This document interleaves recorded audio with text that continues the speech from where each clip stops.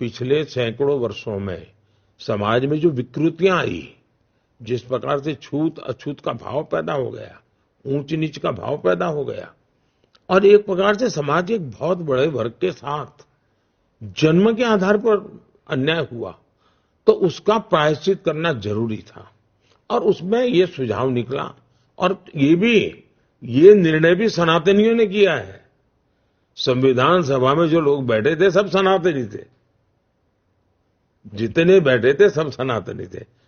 नेहरू जी जैसे कुछ अपवाद हो सकते हैं कि जो अपने आप को उससे ऊपर मानते हो, लेकिन ज्यादातर वही लोग, राजेंद्र बाबू टीका करके बैठते थे, ऐसे लोग बैठे थे।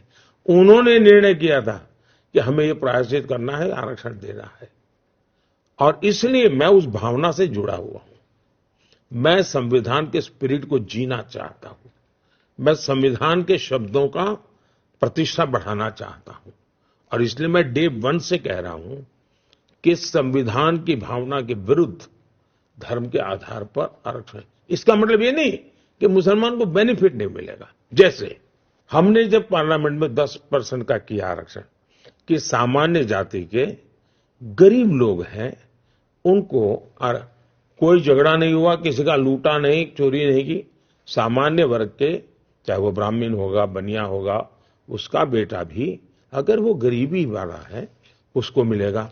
उसमें मुसलमान समाज के भी जो आरक्षण कहीं मिलता नहीं है, उनके भी गरीब लोग हैं, उसमें हकदार है।